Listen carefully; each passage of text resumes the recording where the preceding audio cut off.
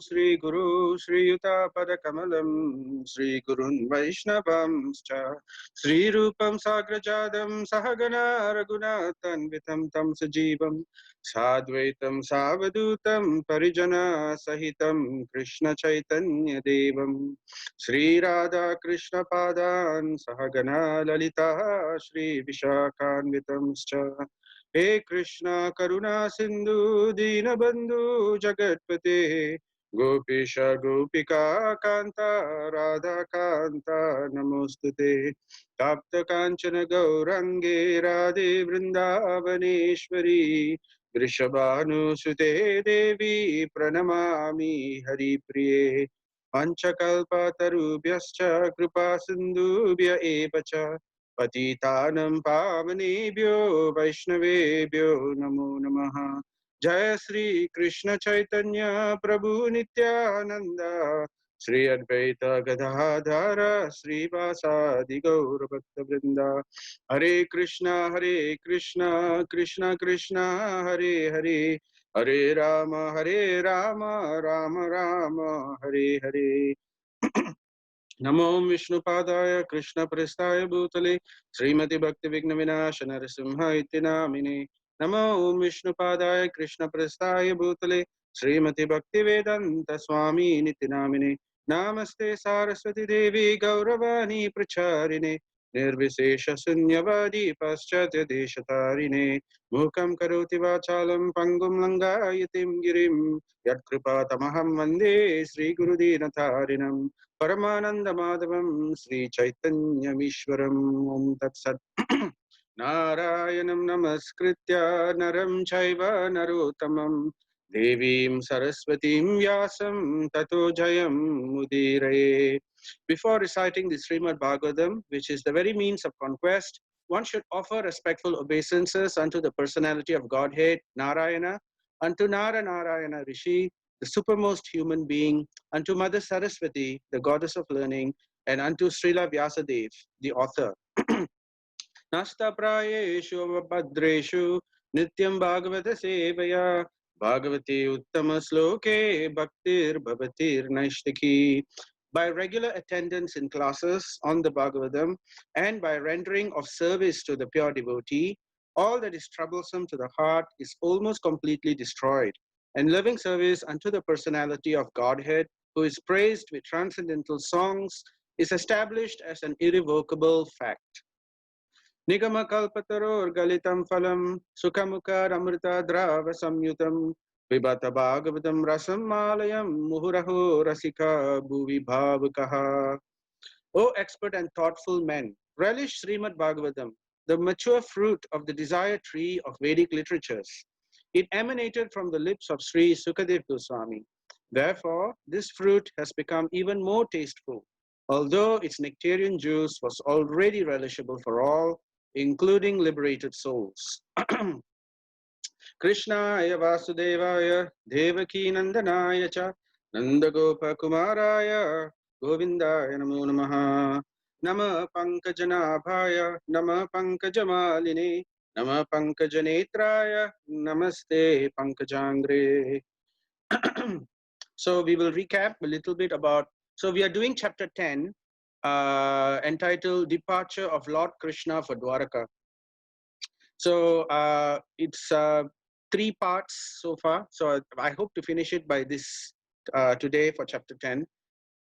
We have already done the first 2 parts. So a little bit of recapitulation so that we can bring ourselves into context. Okay. So we started with how Yudhishthira Maharaja's reign was being described in the Srimad Bhagavatam.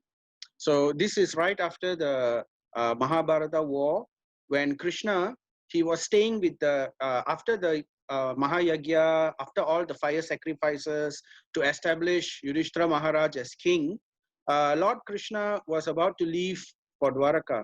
But then Yudhishthira Maharaj and all the Pandavas, they very humbly entreated him to stay with them, because out of affection, they told Krishna, please remain with us. You know, that's the time Kunti Maharani's prayers came, and she was also beseeching Lord Krishna, let calamities happen again and again. If it means that we can look at you, if we can always have your darshan. So in that way, they entreated Lord Krishna to remain with them just a few more weeks at least, so that they can still gaze at his lotus feet.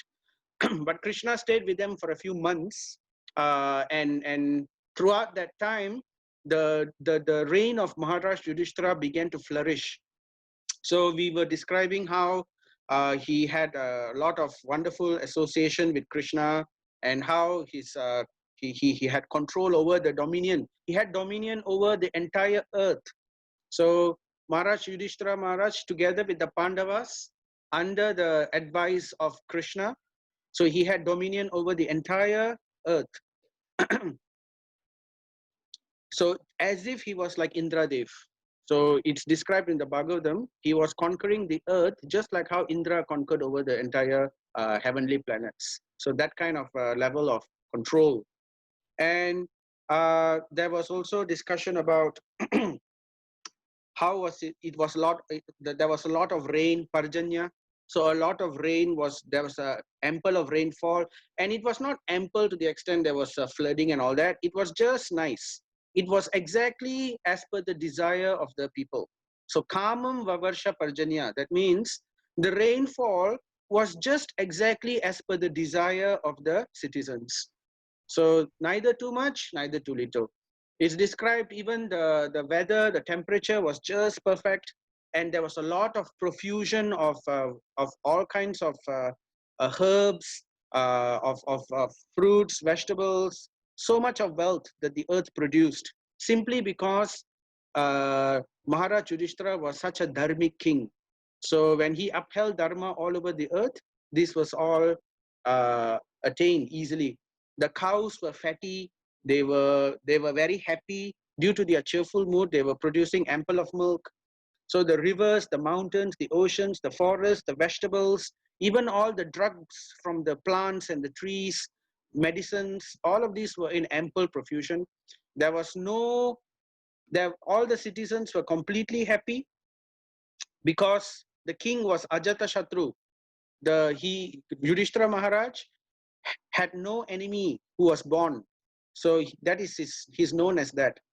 So as a result, there were no anxieties, there were no diseases, there were perfect weather, and there was no disturbances in terms of one's mind, Adi Atmika, no Adi Bautika, no disturbances from other living entities, and no disturbances from the devas as well. So it was paradise, in other words. It was as if it was like Vaikuntha on earth. So such was the reign of Maharaj Yudhishthira. And then after that, we talked about how Krishna took his leave. So after staying for a few months, Krishna told them, he was about to leave for Dvārakā. So why he wanted to stay in the beginning, it was mainly to pacify Subhadra Devi, because Subhadra Devi lost her son Abhimanyu during the Kurukshetra war. And as you know, Subhadra Devi is actually Krishna's own sister. So naturally, just to pacify Subhadra Devi and to pacify her from her recent bereavement of her son, so therefore he decided to stay.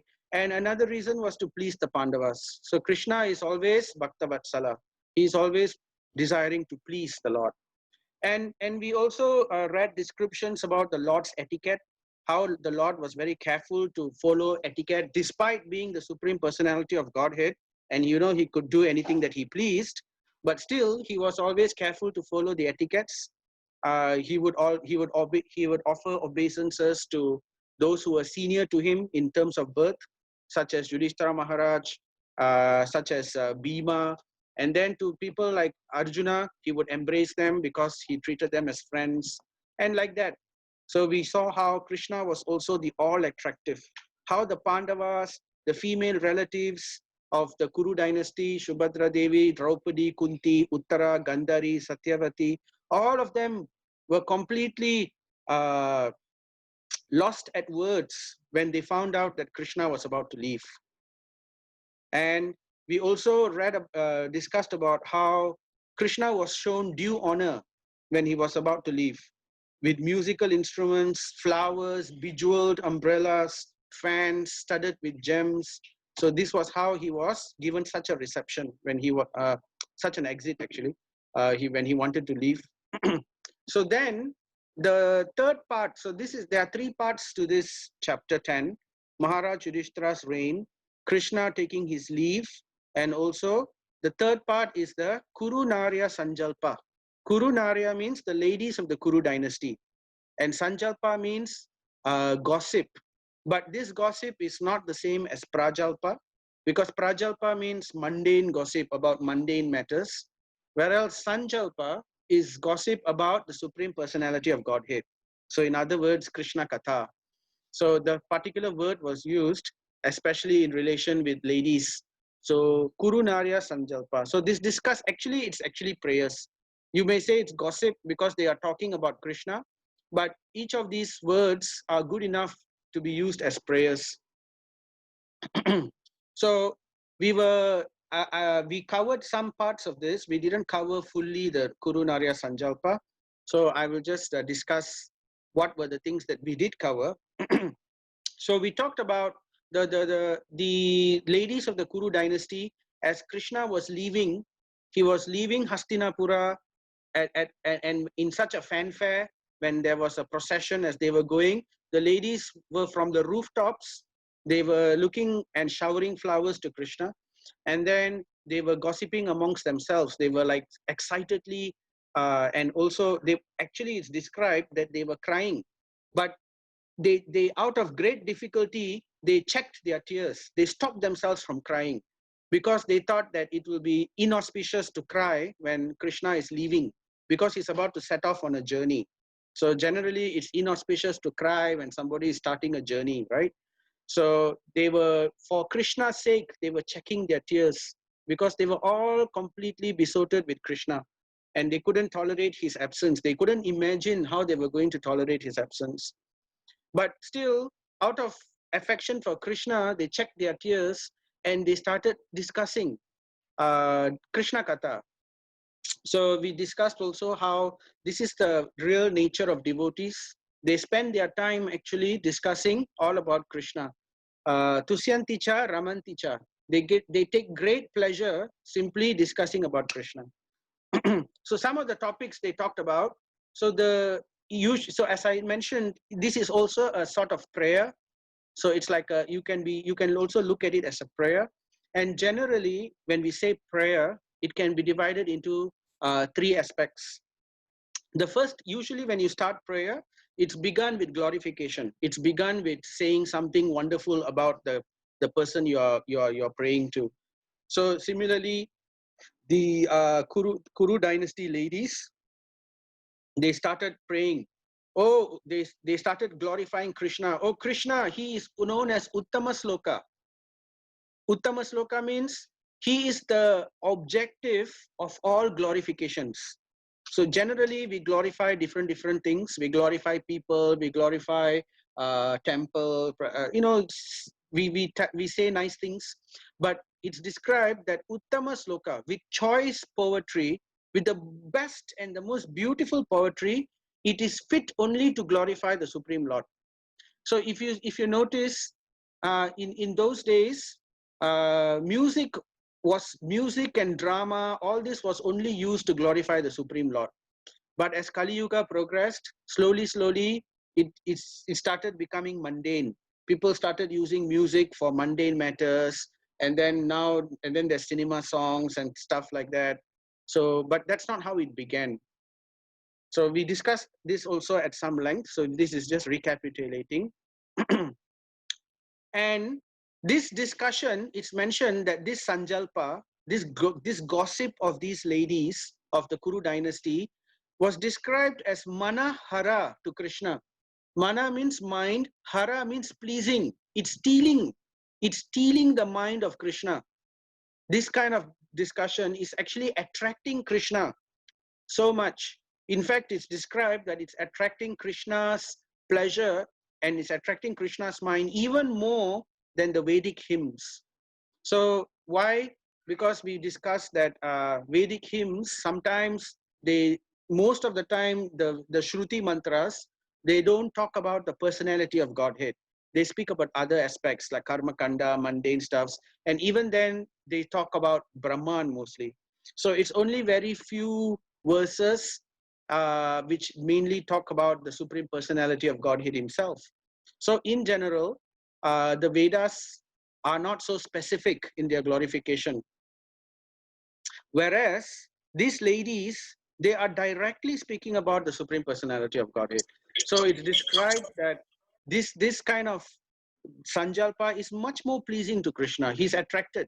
Even though these ladies are not great learned ladies, they are not Brahmanas, they don't know Shruti mantras, they don't know philosophy, but nevertheless, by the mercy of the Lord, is described actually, by the mercy of the Lord, due to their affection, by the glance of the Lord, these ladies developed the same level of understanding of those great philosophers. So they were able to discuss. So, you know, they were actually talking about creation. What are the things they were talking about?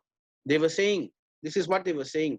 Here he is, that Supreme Lord. See, he's coming. The Supreme Lord, he's coming. Here he is. And what about it? He said that they called him, they gave him nice titles, they gave him nice names. They called him Puratana. Puratana means the oldest. He's the oldest person, like that. And they called him Purusha. Purusha means the Supreme Lord. He's the only enjoyer, the Supreme Personality. So, and he's the original personality who's the oldest, who's the origin of everything. And then they called him Jagat Atmana. They call him Jagat Atmana. That means he's the soul of the entire universe. Here he is, the soul of existence. The entire universe rests on him. He's coming. And they also addressed him as Ishvare, the supreme controller, right? And at the same time, they also addressed him as Shastra Krit. So I'll explain that shortly. And what were they discussing? Oh Puratana, oh Purusha, oh Jagat Atmani, look, here he is. This is such a person. And he is the source of the dissolution and subsequent creation of this entire creation, material universe. So this is a very interesting discussion or topic, especially by ladies. You see, ladies in general, they give life. They are the source of creation, you could say, in one sense, in material world, because they give birth, right? So naturally, they also like to speak about the original creator. So one might think they're actually speaking very high philosophy. But again, this is by the mercy of Krishna. So dissolution and subsequent creation, Supreme Lord Krishna, he is the source of the destruction of the entire universe. At the time, at the night of Brahma, when Brahma sleeps at night, it said that there's a huge destruction. And this huge destruction, at that time, what happens is all the souls within the universe, because they don't have a body, they don't have a world, they don't have a universe, all of them become absorbed into the body of Mahavishnu. And this is where the souls rest, sheltered in the body of Mahavishnu during the night of Brahma. So therefore, Krishna is called as Jagat Atmani. He is the source, he is the soul of all the living entities. He's the shelter of all of them. And again, subsequent creation, again in the next day of Brahma, when Brahma wakes up in the next day, he again sets forth to create the entire universes. So at that time, what happens? The souls are again brought forth from Mahavishnu, and it's a very beautiful word which is used here. The souls are entrusted. The word Anusasara was used. Entrusted to whom? Entrusted to Maya Prakritim. So this is a very nice choice of words which indicates that Krishna, he takes all the jivas as very precious. He doesn't see them as anything else but extremely precious. So that's why this word entrusted, Anusasara is used. Carefully entrusted to Maya Prakritim, who is the material mother in this universe. So we discussed this at length. You can see here the picture. Mahavishnu glancing at Pradhan, So then Durga Devi is manifested. So then this is the first topic which they discussed. So this was accepted by Krishna as the glorification. And then they started going deeper into the sweetness. They started speaking more about the sweetness aspect. So then they mentioned Krishna's Divya Rupam. They talked about how Krishna, here he is, this personality of Godhead who's walking now, how he is having Divya Rupam, such beautiful form. So what are the topics they talked about when you mentioned about Divya Rupam? They said that he is Bhagam, Satyam, Ritam, Dayam. This Divya Rupam, he is manifesting great power, opulences, Bhagam. So, and he is the source of all, he's establishing truthfulness, Satyam. And he is also establishing Ritam, he's giving hope.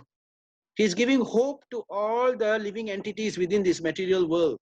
Because by seeing his pastimes, the living entities' hearts are changed and they can develop some attraction towards the lotus feet of the Supreme Lord. And in this way, they can escape Durga and come back to Krishna. So therefore, Ritam, he's giving hope. And he's giving Dayam, extraordinary mercy to the living entities. So this is the Divya Rupam of the Supreme Personality of Godhead. And when does he come? So then the ladies are saying, you know, this person, he comes, yada yada hi adharmanena. Just like in Bhagavad Gita, you know, there's a similar verse. So like that, he says, anytime, he comes again and again, yada yada hi adharmanena. Anytime there is adharma, which is rampant in this material world, he comes down, he again establishes dharma, and he liberates all his devotees and brings them back. So that is his purpose in this Divya Rupam, this beautiful transcendental form. And then who gets to experience this kind of Divya Rupam? Who gets to see and experience and taste and relish this beautiful form of the Lord? So then the ladies are saying, it is experienced by the Amala Atmana Surya. So Amala Atmana, Amala means pure, Atma, the pure-hearted souls. Surya, Surya here refers to devotees. So it is experienced by those devotees who are pure-hearted. That means no crookedness, no hypocrisy, right? So this is experienced by the Amala Atmana Surya. And what is the process by which they experience this? By Pasyanti Bhakti, by rigid Bhakti. That means they are very serious with their Bhakti, execution of their Bhakti. And at the same time, with Jitendriya Nirjita, that means with full control of their senses. So this is actually redundant in one sense, because when you say Bhakti, it already means your senses are controlled. So here they are just saying Jitendra Nirjita because not all of them were Bhakti devotees. Some of them came from the Yogi direction, from the Yogi platform. From there, they developed a little bit of attraction, and then they came to experience the Supreme Lord, right? So, but generally, it is experienced by the Amala Atmana Surya. And where is such beautiful pastimes, and where is this Divya Rupam described? So the ladies were gossiping amongst themselves. Oh, you know, it's described beautifully in Vedeshu Guhyeshu. It is described in the Vedas, but just not in the Vedas. Guhyeshu. Guhyeshu means secret, secret. It is very confidential. This discussion of the Divya Rupam is a very confidential discussion. It's discussed only in certain select verses, in select scriptures. Particularly, it is found in the Srimad Bhagavatam. So that's why, you know, you see the Vedas, mainly they don't talk up, you open the Vedas, it's mainly karma kanda, rituals, how to get material benefit. And then slowly it goes and speaks about Brahman, renunciation. And then here and there, it talks about, oh, the Supreme Lord is a person. And then even less, it talks about the name, Govinda, Gopala. So these are mentioned in the Brihad Narayana Upanishad and so like that. So therefore, Vedeshi Guhyeshu, and by whom? Who describes them? These are described not just by any Muni or any kind of Baba or whatever, it is described by Guhya Vadibihi. Guhya means confidential, Vadibihi means the devotees. It is described only by confidential devotees. So it's not something which you will simply find. It takes another devotee like Sukadev Goswami, for example, or Vyasadev, for example. So these kind of people, of Narada, for example, these are the people whose caliber are actually qualified to speak about the transcendental Divya Rupam, the Divya form of the Supreme Personality of Godhead. So topic 1, topic 2, Divya Rupam. What else they spoke about?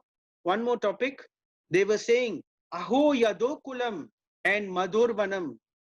What does that mean? They are glorifying Aho. They started glorifying the ladies. They said, oh, Aho, so fortunate, so wonderful, so wonderful.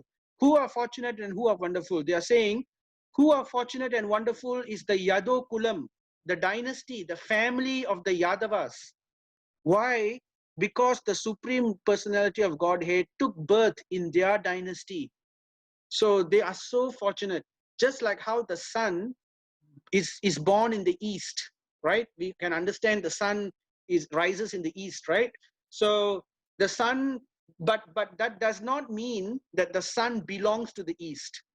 It's just that the sun, out of its mercy, selected the eastern location to rise.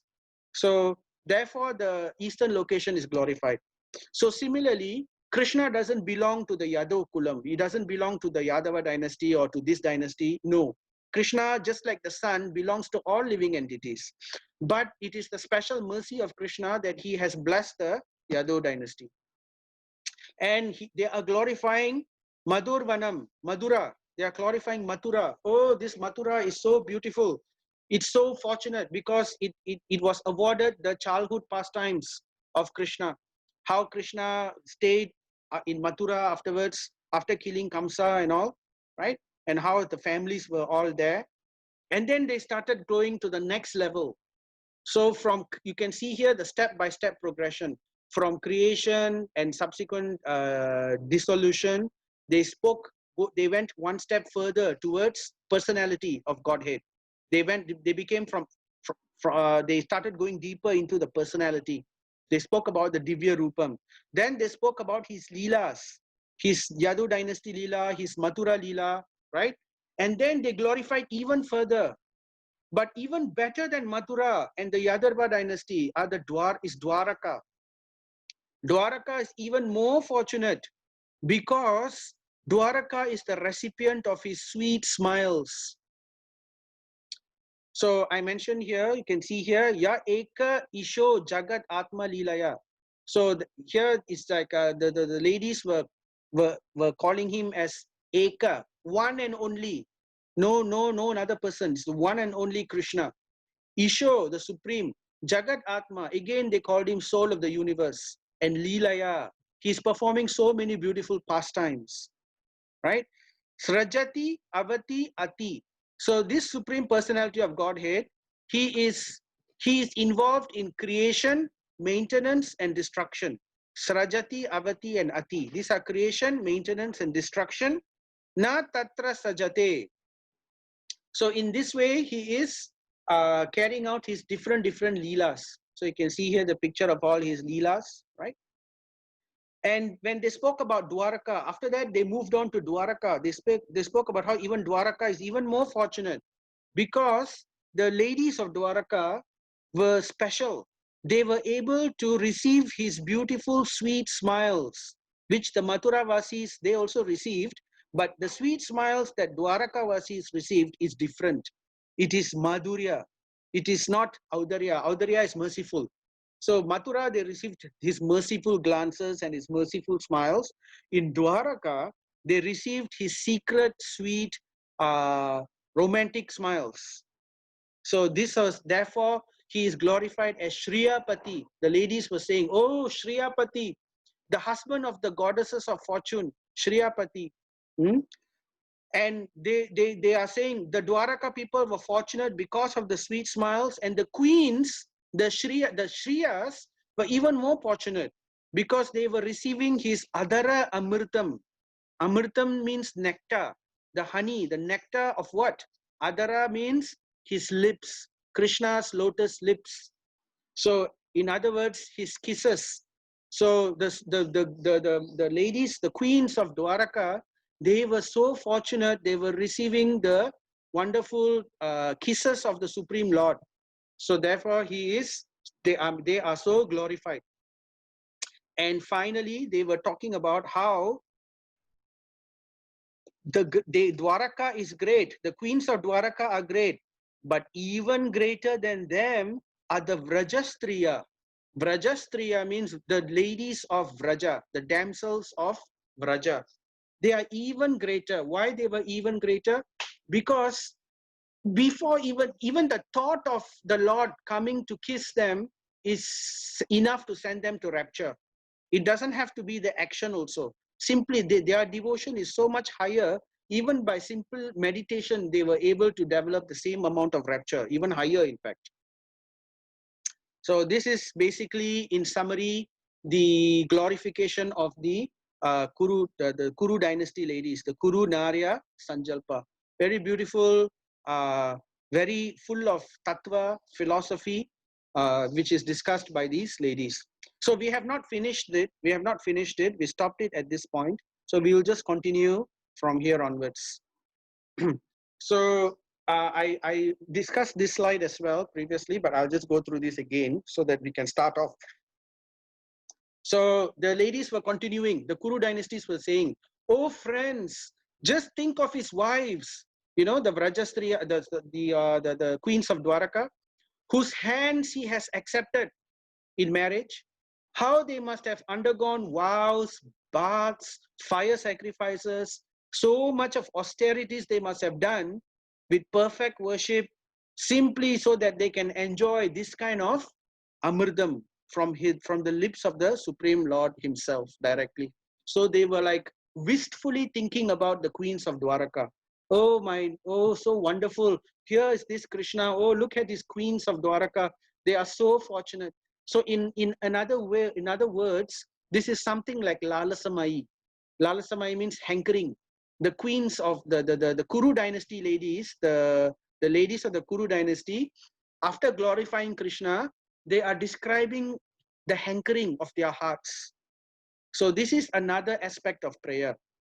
So we should first glorify, and then we should submit our humility. We should submit ourselves humbly to the Lord, and then we should inquire from the Lord. So what you are praying for and things like that, right? So here the ladies are inquiring in a very subtle manner. They are actually showing their hankering of what they would want to achieve. They want to also achieve the same kind of fortune that the Dvāraka queens have received. And also they mention also the Vrajastriya. Now what's the difference between the queens of Dvāraka and the gopis, the Vrajastriya? Both are Madhurya Rasa, correct? Both are Madhurya, both are conjugal affection. But in conjugal relationship, there are two types. One is called Swakiya and the other is called Parakiya. So Swakiya is conjugal relationship, but tinged with some awe and reverence, a little bit. You can describe this best in terms of a marriage. So, you know, a married couple who are very fond of each other. So there is some kind of servitude. So the wife would want to serve the husband. There is some kind of duty. The husband also has a certain duty for the wife. So there is a servitude, right?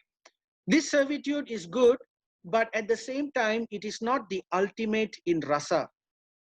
So, you know, the chaste wife of a husband will never call the husband, "Hey, you black snake, come here. How dare you do like this to me?" They will not speak like that to the husband, right? Because there is certain morale, you know. So, but in Parakiya rasa is described as the kind of rasa in conjugal mood, which is before marriage. It's like a relationship. It's like a love affair. So in this love affair, it becomes even sweeter when it's hidden. So there's no formalization of marriage. So it's all hidden and it's all very, very sweet. So here there is a little bit of playfulness, there is a little bit of mock anger, this kind of things, you know. So when Radharani says to Krishna, oh, you black snake, please don't come here, I don't want to see your face. So when Radharani says this to Krishna, Krishna becomes even more pleased. He becomes even more happy. He doesn't get offended. So that's the difference. So whatever the pure devotees do, it's always for the pleasure of Krishna. But this kind of behavior, this parakya rasa kind of behavior, the queens of Dvārakā cannot do. They are not so in that aspect yet. There are some little bit, like Satyabhama is a little bit towards that direction, but even then she is still careful. Whereas the gopis, their kind of surrender is even deeper, even greater. At the same time, they give the absolute maximum rasa to Krishna. So Parakya is therefore glorified as even greater than Svakya. And Parakya it's completely the under the possession of the gopis of Vrindavan. So that is our mood. That is Chaitanya Mahaprabhu's mood also. So like the Sri Sampradaya, the Ramanuja Sampradaya, the Sri Sampradaya, they speak about Swakya Rasa. They don't talk so much about Parakya Rasa. So that's why if you go to Sri Sampradaya temples, you will find Krishna and Rukmini, Krishna and Satyabhama. So these deities are mostly worshipped. Whereas in Gaudiya Math, in Gaudiya philosophy, we are focusing into Parakya Rasa. Chaitanya Mahaprabhu's mood is the mood of Radharani and the gopis. So this is discussed by the ladies. So then the ladies continue. The children of these ladies are Pradyumna, Samba, Amba, etc., etc. So, you know, the Supreme Lord married 16,108 ladies, out of which 16,100 are actually married at once. Why? How they were? Okay, here there's a statement here. Ladies like Rukmini, Satyabhama, Jambavati. So there are others. There are 8 principal queens of Krishna. So 16,108. So the 8 queens are known as Ashtabharya. Ashta means 8, Bharya queens. So the 8 special queens or the Ashtalakshmis. So headed by Rukmini, Satyabhama, Jambavati. So can you get for me the small notebook over there on the table? Jambavati, and then there's Nagnajiti, and then there's Kalindi, and then there is Lakshmana, and then there's Bhadra, and then there's Jambavati. So these are the different names of the 8 queens, the 8 queens of Krishna. Mitravinda, there's another one, Mitravinda. So Rukmini, Satyabhama, Jambavati, Mitravinda, Nagnajiti, Lakshmana, and one more, Bhadra. So altogether 8. So these are the 8 queens, the 8 principal queens of Krishna. They were all married, and there is a 16,100 queens. This 16,100 queens, they were forcibly taken away from him. Before that, these 8 principal queens, they were forcibly taken away by Krishna from their Swayamvara ceremonies after he defeated many powerful kings headed by Shishupal. So later I'll explain, we will discuss a little bit about how Krishna actually kidnapped all these queens and married them. Yes, kidnapped. But the other ladies, the 16,100 ladies, these ladies were forcibly kidnapped by Baumasura. Baumasura is actually Naragasura. He was a demon, and he kidnapped 16,100 ladies from various parts of the world, and he kept them in his harem, in his city. In that city, I forgot the name of the city, Jyotishpura, I think. Okay, anyway, he kept them there, and these ladies were all praying to Krishna. Oh, Krishna, and Baumasura was very bad to them. He would just come and enjoy them whenever he wanted and things like that. But these ladies were all praying to Krishna. Oh, Krishna, please save us, like that. They were praying. And Lord Krishna, to answer the prayers of these ladies, He came together with Satyabhama and killed Narakasura.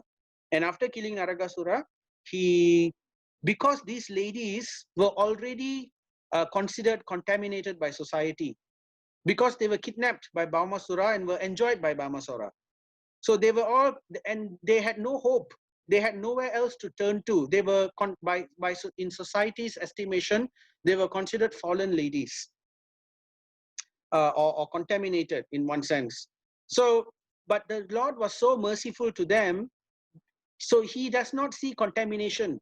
He only saw the pure devotion in those ladies, how those ladies only wanted him. So he was willing to ignore every other aspect, and in this way, he established all of them as queens, and he married all of them. It's described that his marriage happened simultaneously. He married all these 16,100 ladies at the same time. That means he expanded himself into 16,100 forms, and he went into 16,100 palaces and marriage halls. And even not only he expanded himself, even his relatives expanded himself. Even Dvārakā, even Vasudev, even Devaki, and all of them expanded themselves, and they were simultaneously able to, at the same muhurta, in 16,100 locations, they were able to marry all these 16,100 queens, ladies, who were kidnapped by Bhaumasura. So such was the amazing power, amazing bhaga, the great power displayed by the Supreme Lord. So that's about the ladies, right? Then there is also the Ashtabharya I mentioned, the 8 principal queens. So these 8 principal queens, I'll just speak a little bit about them. So it's described that Rukmini is the chief of all of them. She is the Shri potency of the Supreme Lord. You know, the Shri has energies, Shri and Bhu, right? Shri, Bhu and Nila. So in this way, Shri is Rukmini, Bhu or Bhu Devi is actually Satyabhama. So the Bhu energy of the Lord manifested as Satyabhama. It is also described that Satyabhama is the expansion of Radharani, whereas Rukmini is the expansion of Chandravali. So Rukmini, you know, difference between Radharani and Chandravali. Even in the gopis, there is a little bit of Swakiya and Parakiya. So Radharani is more in the Radharani is Parakiya, the head of the Parakiya gopis. So that means Radharani, her relationship with Krishna is a little bit challenging. She doesn't submit to Krishna in everything. She is like you know, she likes to fight with Krishna a little bit, you know, playful. So by this kind of behavior, Krishna becomes even more happier, even more pleased. It's a very sweet relationship. Krishna is able to have this kind of special relationship with Radharani and her wing of gopis. So it's a Parakiya ras. Whereas in Chandravali is more towards the a bit of a docile nature. Her docile is not the word, but she's more of a respectful nature. She will never dream of calling Krishna black snake. So that's Chandravali's mood, right? But between the two, Radharani is more expert. She's more dearer to Krishna. So therefore, Radharani expands as Satyabhama and Chandravali expands as Rukmini. And in marriage, Rukmini is actually the head, even more than Satyabhama, because in marriage, the predominating rasa is actually Swakiya, not Parakiya. So therefore, Rukmini is usually referred to as the chief of the queens of Dvārakā. So Rukmini, as you remember, she was praying to Krishna. She already fell in love with Krishna. Simply, you know, she never saw Krishna. Rukmini never saw Krishna. She only heard about Krishna. So just like how we are hearing about Krishna, we never saw Krishna directly. We hear about Krishna. We see his murti. So simply by hearing about Krishna, Rukmini developed so much of attraction and so much of love, so that she completely fell in love with Krishna. And she wanted Krishna to come and kidnap her, because she was going to be married to Shishupal. And her brother Rukmi wanted to marry her to Shishupal. and she didn't want to marry with Shishupal. She wanted to marry with Kṛṣṇa. And Kṛṣṇa knew about this because he is Paramatma, right? So immediately he left Dvārakā. His charioteer, Daruka, brought him swiftly. And during the Swayamvara, he went and defeated all the other kings. He defeated Rukmi and he kidnapped Rukmini, just like how Rukmini wanted. Because in Kshatriya dynasties, this is how marriage happens. Amongst Kshatriyas, it's not like I agree, you agree, and then a marriage contract and all that. No, that is more of a Vaishya kind of behavior or a Brahmana kind of behavior. With Kshatriyas, to show their prowess, they sometimes have war. They even fight and even they kill. And then they kidnap forcefully, just like how a lion comes in a pack of hyenas eating their food. The lion will roar and he'll come in, and then he'll forcefully defeat all the hyenas and he'll grab the food and he'll run off. So this is the mood of the Kshatriya. And when they do this successfully, after that, there's no more war. After they have successfully kidnapped and brought to their own kingdom, then they don't fight anymore. So this is how it was done.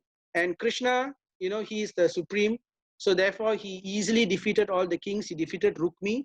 So this story is there in the Kṛṣṇa book. You can read how Rukmini was saved. So similarly, many of the other ladies were also done through Swayamvara. The exception was Satyabhama. Satyabhama didn't go through. Satyabhama was not kidnapped. She was her father is Satrajit, and you know the story of the Shamantaka jewel. If you read Kṛṣṇa book, Kṛṣṇa was falsely accused of stealing the Shamantaka jewel by Satrajit. Satrajit is Kṛṣṇa's relative, one of the Yadavas, and he was a bit envious of Kṛṣṇa. So he falsely charged Kṛṣṇa of stealing this wondrous jewel of this Shamantaka jewel. But Kṛṣṇa was not interested, but he still wanted to clear his reputation. So to clear his reputation, he went on a quest, and then he found that the Shamantaka jewel was actually kept by Jambavan. Jambavan, if you remember from Ramayana, Jambavan was a great bear. And but what happened is after Ramayana happened in a different yuga, in Treta Yuga, right? So in Dvapara Yuga, what happened with Jambavan is, despite having the association of Ram and everything, Jambavan is Chiranjeevi. He is like Hanuman. He doesn't die. So he has to wait until the until Brahma himself dies, then only he dies. So, but in the meanwhile, Jambavan, he got carried away with bad association. Slowly, he made friends with demons such as, what's the name? Jarasandha. He became friends with Jarasandha and a few other demons. And with bad association, he eventually fell down and became demonic himself. So this is instruction for us also. We may be devotees, but association, we have to be very careful. Asat Sangha Tyaga. We should not even be, we should be very careful with bad association. So Jambavan fell, he became demonic, but Jambavan had a beautiful daughter, Jambavati.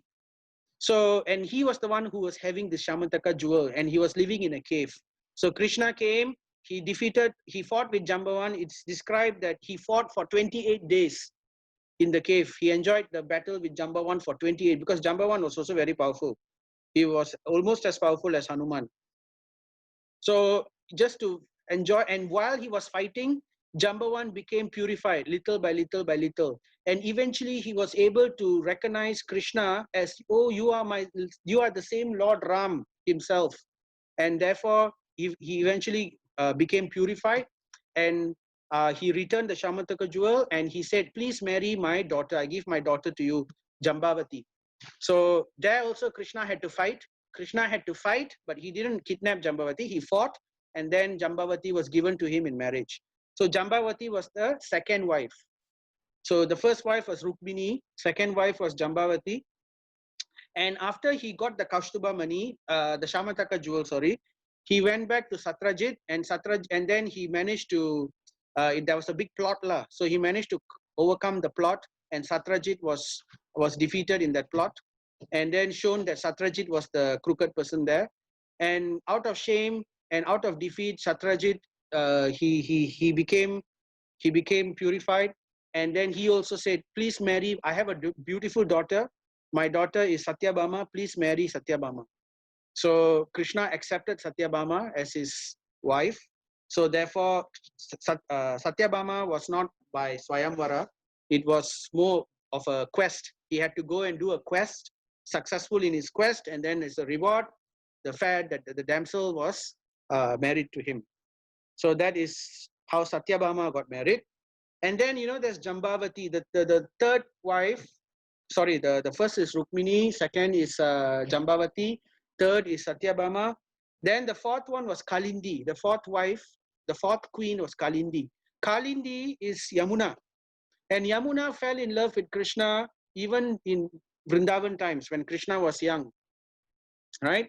But formal marriage was not done because Yamuna, she had to undertake some austerities.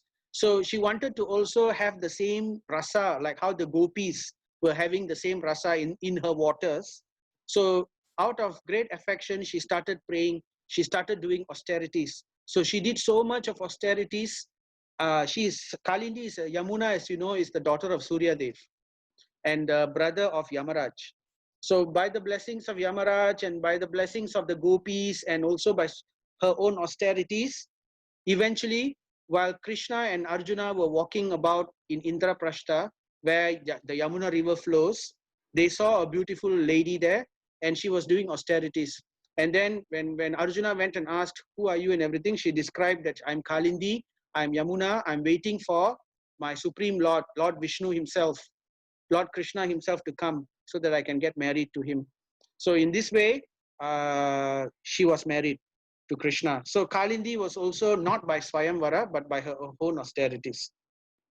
But the other queens were all by Swayamvara, all were kidnapped. So the fifth queen was Nagnajiti. Now Nagnajiti is also known as Kaushalya. So Nagnajiti is known as Kaushalya because she came from the city of Koshala, just like in Ram's time. So Koshala is the city's name, and if a queen, if a princess of Koshala is born, she is also known as Kaushalya. So Nagnajiti is another name for Kaushalya.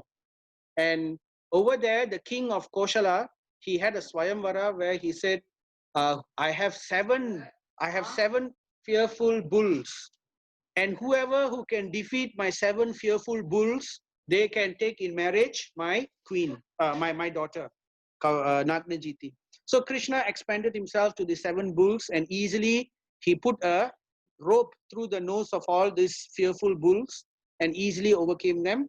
And therefore he won the hand of Nagnajiti. So it was also by contest. That was the 5th queen. And the 6th queen was Mitravinda. So Mitravinda is known, is from the city of Avantipuri. And she is the daughter of King Shibi. You know King Shibi? He's very, very famous. Our Ayurvedic doctor Sibi, his name is based on that, Sibi. Shibi, he's very, very famous as a charitable person. His charity, in fact, it's said that as charitable as Shibi, like that. He was willing to give away his own flesh in charity. There was a story, you know, how Indra came and wanted to test Shibi's charitable nature and said, please cut your own flesh and put it on the weighing machine. And then if that weighing machine matches the weight of the pigeon that I wanted to eat, then yes, then I will accept. So that's a story. I don't want to go into that story. But anyway, Shibi is very, very famous with charity. So her daughter is Mitravinda, extremely charitable woman, a lady, a queen of great nobility. So with Mitravinda, there was a great Swayamvara also. But unfortunately, Mitravinda, no, not Mitravinda. So Mitravinda had a Swayamvara, and Kṛṣṇa also came and took part in the Swayamvara, defeated all the other princes and kidnapped. I think not kidnapped. I think Mitravinda, he won her hand in the Swayamvara contest. And then after that, that is the 6th queen. And then the 7th queen is the princess of Madra. Madra, some people say it's Madras, some people say it's Gandhar, so not sure which one. But Madra is the the queen, the princess of Madras name is called Lakshmana. She is known as a queen of many beautiful, wonderful qualities. So because her qualities are so wonderful and so numerous, she is also given the name Lakshana. Lakshana means beautiful qualities. So she had two names, Lakshmana and Lakshana. Both are similar in sound. So she had bad brothers. Her brothers were not very nice people, just like Rukmi. And her brother wanted this Lakshmana to. Sorry, I'm talking about Shiv. Yeah. Okay, never mind. This brother, they were not happy that she had to marry. She wanted to marry Krishna, so they were trying to arrange a possible marriage ceremony with someone else. And Krishna came just like how he came for Rukmini and kidnapped her and fought with all the brothers and killed them. I'm not sure whether he killed them or not, but then he defeated them lah. And then he brought Lakshmana and married her. So like that, the last queen is Bhadra. She's from the city of Kekeya, and therefore she is known as Kaikeyi. Just like in Ram Leela, Kaikeyi was the mother of Bharadan because she came from Kekeya. But in this yuga also, in Dvāpara yuga, the princess of Kekeya is known as Kaikeyi. So therefore, and her real name is Bhadra, the queen Bhadra, and she happened to be Krishna's cousin. So there also there is a bit of a Swayamvara, and in the Swayamvara, Krishna defeated all of them and kidnapped Bhadra and married her. So this is how Krishna showed his heroic powers, his unconquerable, undefeatable potency.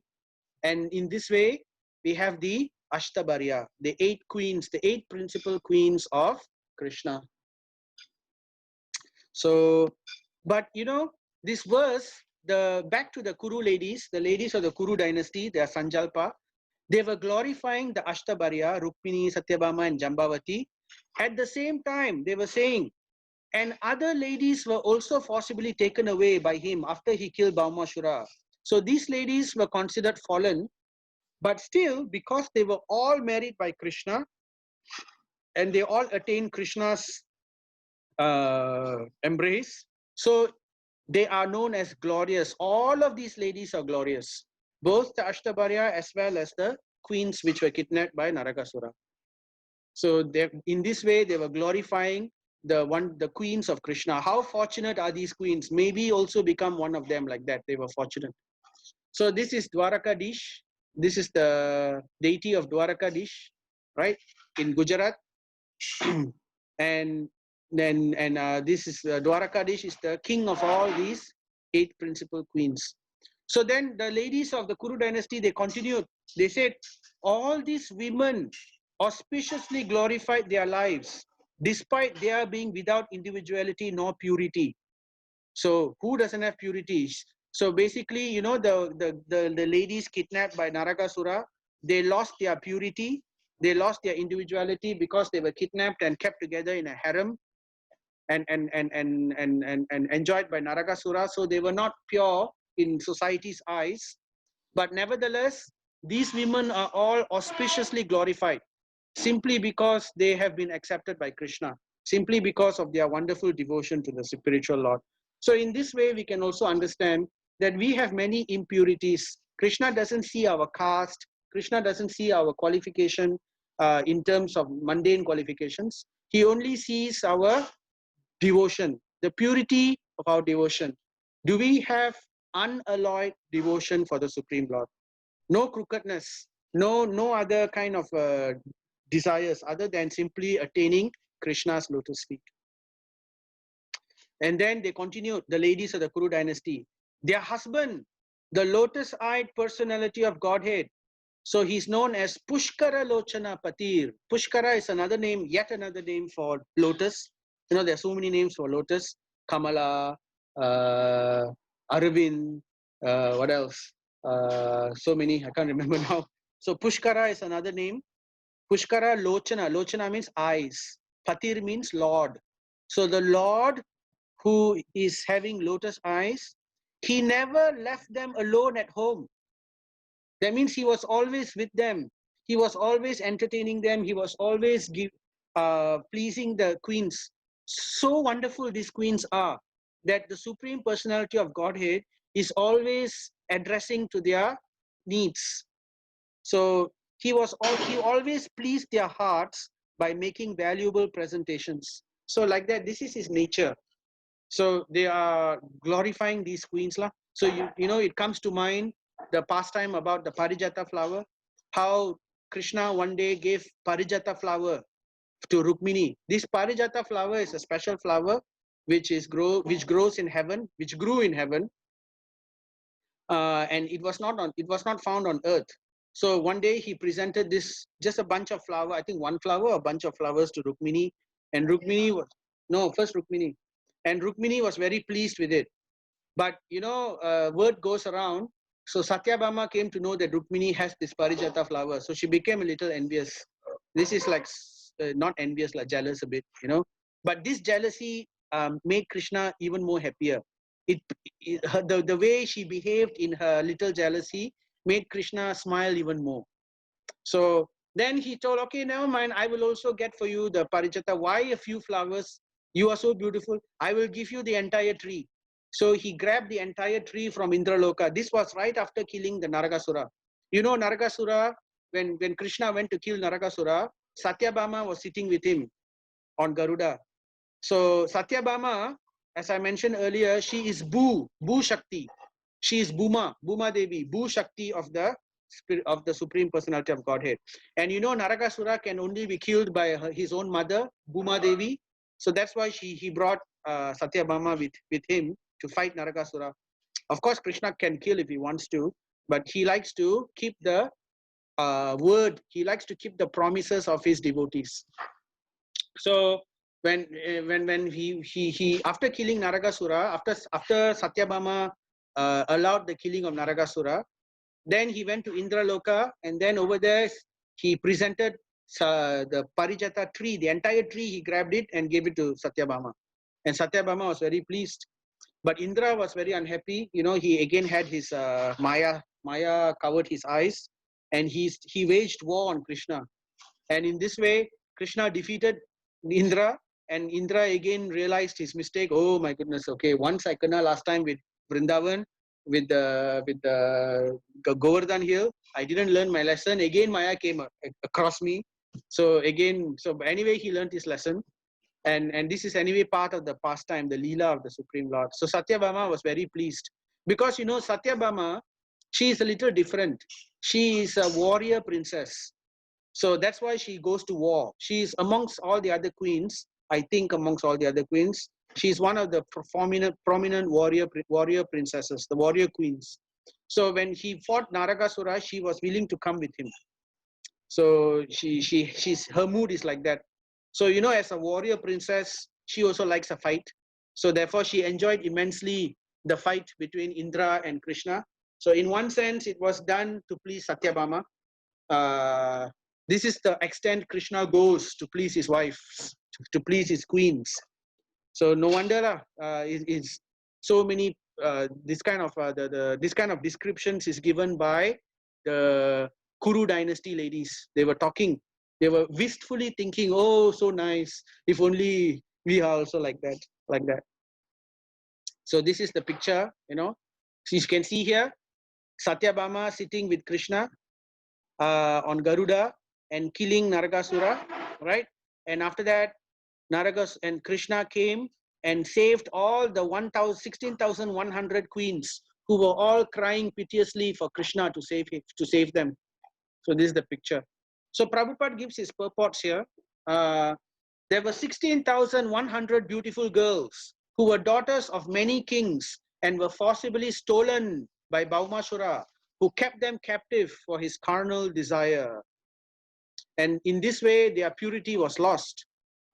These girls prayed piteously to Lord Krishna for their deliverance, and the merciful Lord, called by their fervent prayer, released all of them by fighting and killing Bhaumasura.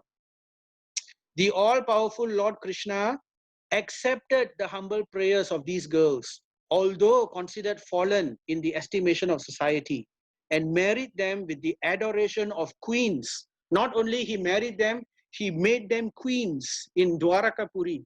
So this is the Supreme Personality of Godhead, Kṛṣṇa. And Prabhupada continues with his purport. As soon as the devotees surrender unto the lotus feet of the Lord sincerely, the Lord accepts them. And thus the devotees at once become free from all material contaminations. Just as there is no qualitative difference between the Ganga water and the filthy drain water when they are amalgamated.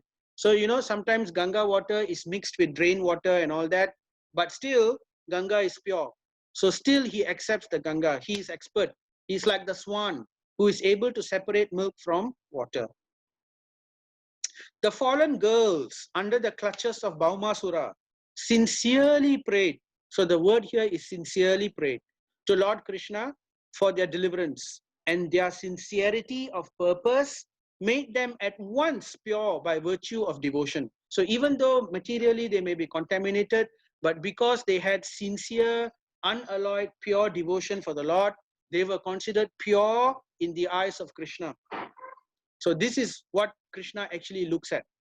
The Lord therefore accepted them as his wives, and thus their lives became glorified. Such auspicious glorification was still more glorified when the Lord played with them as the most devoted husband. Not only he saved them, you know, not only he saved them from the most fallen condition, he put them as the topmost queens, and on top of that, he didn't just leave them. He gave them so much attention. He glorified and played with them as a devoted husband. So this is what the Supreme Lord awards to those who are pure in heart with devotion. So like that, we wrap up the prayers of the gossip of the Kuru dynasties, the ladies. So the ladies were gossiping in this way, right? While the ladies of the capital Hastinapura were greeting him and talking in this way amongst themselves, Kṛṣṇa was walking by. Kṛṣṇa didn't ignore all of them.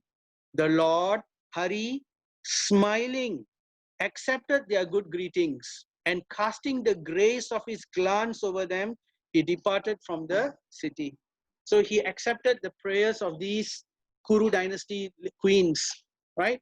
So we can imagine they will definitely get an exalted position in their next life. So these are the prayers of the Kuru dynasty queens. So now we have completed the part about the Kuru Narya Sanjalpa, the prayers or the gossip, the Sanjalpa of the Kuru ladies, right? And now finally we come to the last part where Kṛṣṇa departs for Dvārakā. So what can we learn from this? So Sukadev Goswami continues, Maharaj Yudhishthira, although no one's enemy, again the word Ajata Shatru is used again. Although Maharaj Yudhishthira is so virtuous that no enemy is ever born to Maharaj Yudhishthira. That means Maharaj Yudhishthira never saw anyone as an enemy. Still, he is not naive. So this is the difference in terms of naivety and not being naive. Maharaj Yudhishthira never viewed anyone as an enemy, but nevertheless, he took precautions simply for the protection of Kṛṣṇa. So he was not naive, right? He knows how to still give full protection to others. So he was a great soul, Maharaj Yudhishthira. He knows how to view with equal vision, but at the same time, he knows how to discriminate what is right and what is wrong. So what did he do? Maharaj Yudhishthira engaged 4 divisions of defense to accompany Madhu Dvisa. Madhu Dvisa is Kṛṣṇa. Madhu Dvisa means enemy of the demon, Madhu. So because Maharaj Yudhishthira knows there are still some demons left in this earth, right? So therefore, for his protection, of course he knows Kṛṣṇa doesn't need protection, but still being his devoted king, he was showing by example his duty. And that is just one aspect. Another aspect is his heart just couldn't take it. He wanted to give whatever he could for Kṛṣṇa's pleasure. And he wanted to show to what extent his esteem was for Kṛṣṇa. So therefore, what did he arrange? He arranged 4 divisions of defense to follow Krishna all the way as far as as Krishna would allow. And what are these 4 divisions? The 4 divisions are, in an army, there are 4 divisions of army. The first division is infantry. Infantry means foot soldiers, right? So you can see here infantry, foot soldiers, the ones with spear and weapon, they will walk. And then there is cavalry. Cavalry means mounted soldiers. So those mounted with horses, right? Those are cavalry. And then there is also Ratha, chariot, those who are driving chariots. So chariot soldiers. So a different type of warfare is done with chariot, right? And this was also seen during the Roman times. If you remember the Roman times in history, they used to have chariot warfare as well. And the last one is elephant cavalry. So they have elephant cavalry, mounted elephants. So this is a different type of warfare. Usually the elephant cavalry is very, very powerful. So all these 4 divisions were fully employed just to accompany Krishna. It's like how, when I don't know about these days, but when you live in a landed property or something like that, when somebody visits your house and when they're about to leave, you will walk with them all the way to the gate. And then at the gate also, you'll have another full set of conversation for another 1 hour at the gate. And then they will enter the car. And then from the car, we will have another set of conversation. And then we will say bye-bye to them. And then that's how they will leave. So now, and sometimes, in apartments also, we will talk at the door, and then we go to the lift, and then we'll still talk at the lift until we hog the lift. And then all the way, sometimes they will go all the way to the guardhouse. So this culture is Vedic. It's very nice culture. It's to show your how much you value your guests. So in this way, the Kuru dynasty, the Yudhishthira Maharaj, he wanted to show his maximum reciprocation for Krishna. So he arranged for this, being the king. Whatever that he could do for the Supreme Lord, he did. The Maharaja did this because of the enemy, because he knows there are still some demons out there. And also out of affection, sneha. So the word sneha is used to denote affection for the Lord. So this is how devotees behave. So Prabhupada gives his purport. Maharaj Yudhishthira knew well that Krishna is everyone's friend and well-wisher. And yet, there were asuras who were by nature envious of the Lord. Still, there were few who didn't deserve killing. Because, those people who died in Mahabharata all went to heaven. And there are some demons, some class of demons, who didn't deserve to go to heaven. So therefore, they were not killed by the Supreme Lord himself. All right? Of course, those killed directly in the vision of the Supreme Lord, they went beyond heaven. They actually went to the spiritual world. So like that, there are some demons who went to the spiritual world. There were some demons who went to heaven. Those who were killed where Krishna wasn't there looking at them, right? And some of those demons who don't deserve to even go to heaven are still there. So therefore, there was still some necessity for protection. The Lord accepted all the arrangements made by Maharaj Yudhishthira, not because he needed them, right? Because he could not disobey the king. Why he could not disobey the king or his elder cousin? Because, again, because he was his elder cousin. Again, he wanted to show by etiquette. He does not break etiquette. The Lord is very careful to follow etiquette. At the same time, the Lord plays the part of a subordinate in his transcendental sporting. And sometimes he puts himself in the care of Yashoda Mata, just like how, Vatsalya mood. So those who are elder than the Lord take the mood of Vatsalya Ras, like Yudhishthira Maharaj and all. They want to give protection to the Supreme Lord. And he relishes this kind of leela, this kind of rasa. The basic principle for all transcendental exchanges between the Lord and his devotees is exhibited to enjoy a transcendental bliss. So therefore, the Lord is not in need of anything. Just like Prasadam also. Sorry, Boga. We don't have to cook and offer the Lord. He doesn't need anything. He doesn't need our seva. He doesn't need our prayers. He doesn't need our chanting, nothing. He is self-sufficient. He is Atmaram. So whatever we do is a show of devotion. So we should be very careful not to make it mechanical. You know, sometimes we just cook, cook. Okay, now we stick it in front of the altar. Okay. Yeah, no need to say mantra also. Just close the altar. Just cover the curtain. It's accepted. Okay, it's prasad. Quickly, we are hungry. So that kind of mood is counterproductive. It helps in one way. Yeah, slowly, still you're offering to the Lord.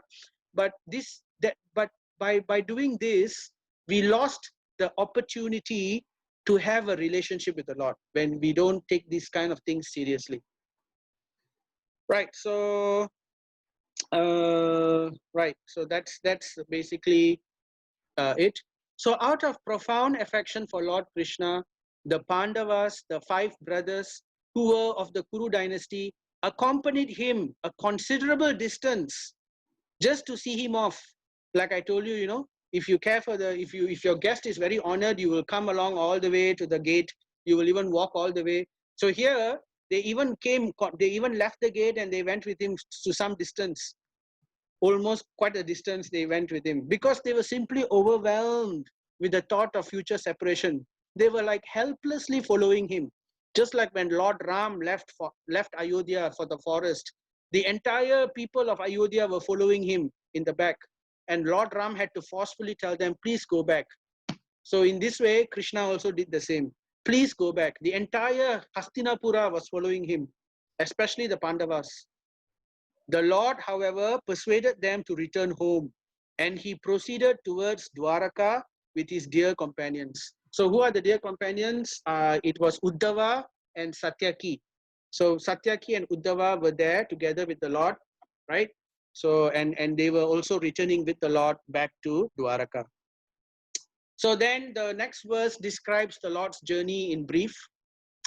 So, O Saunaka, Sutta Goswami is saying, the Lord then proceeded towards Kurujangala, Panchala, Surashena, the land of the bank of the river Yamuna, Brahmavarta, Kurukshetra, Matsya, Saraswata. So these are rivers, Saraswata river, the province of the desert and the land of scanty water. So here, this is for the geography people, you know, those who are the historians and the geography enthusiasts. They can trace the journey of Krishna from Hastinapur, how he passed through the land of scanty water. So that would imply, Prabhupada mentions in his purport, that would imply Jaipur. So Jaipur is desert area, right? The Gobi desert is in Jaipur.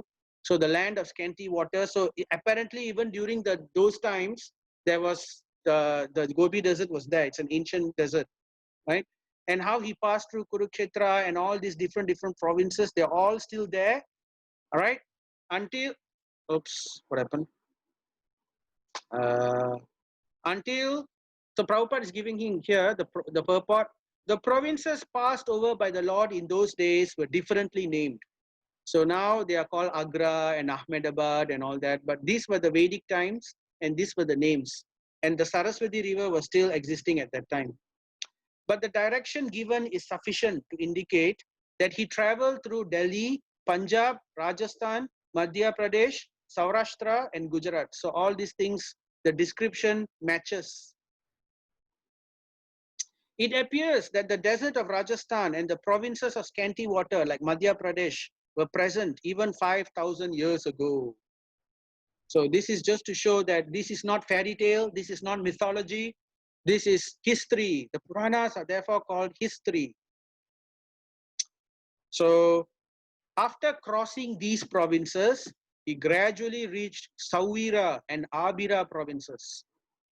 So then west of these reached Dvārakā at last. So Sauvira and Abira provinces were just before the Saraswati river. So if you cross the Saraswati river, then you come to Dvārakā.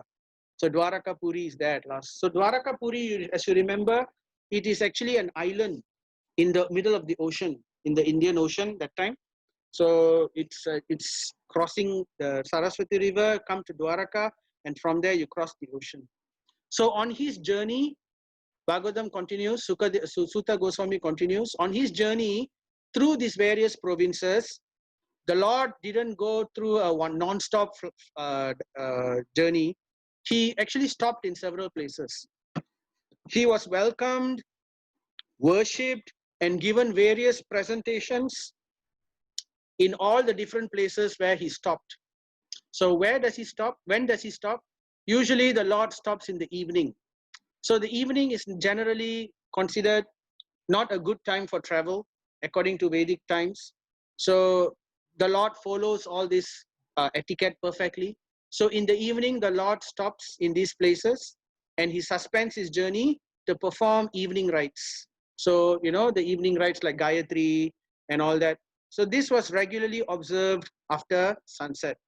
So in those days, in Vedic times, the etiquette was no travel after sunset. So Prabhupada gives his purport.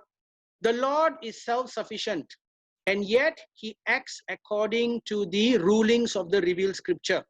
So that's why I mentioned the Supreme Lord doesn't cross the Vedic scriptures. He follows them to set an example, right? In order to teach us the process. If he does not do so, the common man may go wrong. So, and then to prove this, I'm quoting the Bhagavad Gita verse 323, because Krishna says there, you know, he says himself in Bhagavad Gita, for if I ever fail to engage in carefully performing prescribed duties, O Partha, certainly all men would follow my path. So the Lord, if you read carefully between the lines, all his pastimes, you will find perfect etiquette. And this is to show and set an example for all of us.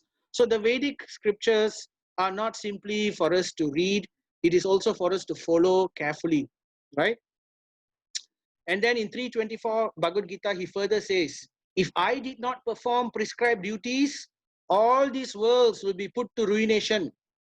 I would be the cause of creating unwanted population, and I would thereby destroy the peace of all living beings. So therefore, although there is no karma, the Supreme Lord still shows by example. You know, he showed by example by taking a guru. He didn't have to take a guru, but still he showed by example how to take a guru, like that. The Lord in human society, Prabhupada says, does what is the duty of everyone.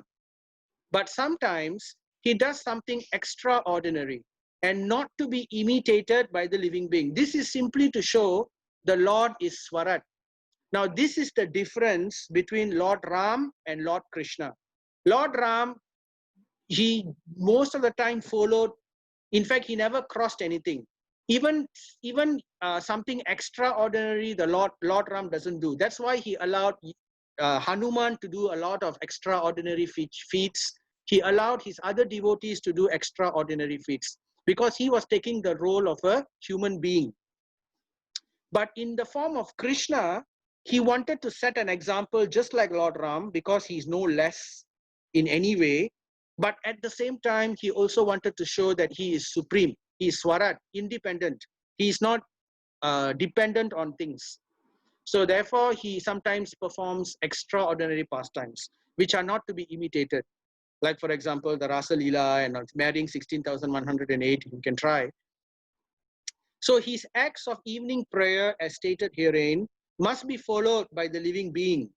But it is not possible to follow his mountain lifting or dancing with the gopis. So this is the speciality of Krishna. He's different compared to all other incarnations. This is his Swarat, the independence of the Supreme Lord. Therefore, in all actions, the experienced guide, the spiritual master, who is the manifested mercy of the Lord, should always be consulted, and the path of progress will be assured. So we have to be very careful to follow what is scriptural. We should be very careful not to commit adharma. We should be very careful to follow the regulative principles and to follow the aspects of devotion. Because if we are performing our dharma, we cannot claim we are devotees. Because a devotee will never do our dharma. The devotee stands on dharma to perform devotional service. So if there is no dharma to stand on, what is there to speak of devotional service? So therefore, because we sometimes don't understand what is dharma and what is adharma, it is necessary for us to consult the spiritual master, who is the manifested mercy of the Lord, to indicate to you what is dharma and what is adharma, so that we don't commit sins unnecessarily. So now we have completed chapter 10. So finally, Just to recap a little, so Yudhishthira Maharaja's reign, Kṛṣṇa takes his leave, the Kuru ladies describing Kṛṣṇa and his pastimes, and how Kṛṣṇa departs for Dvārakā Puri. So with that, I'd like to thank you very much for listening. Vanchakalpa tarubhyascha, kripa sindhubhya evacha, patitanam pavanebhyo, vaishnavebhyo, namo namaha. Thank you. Thank you Are very there any? much, Prabhu. Yeah. Thank you, Darshan Prabhu. Prabhu. Thank you, Prabhu. Sudarshan Prabhu. Are there any questions?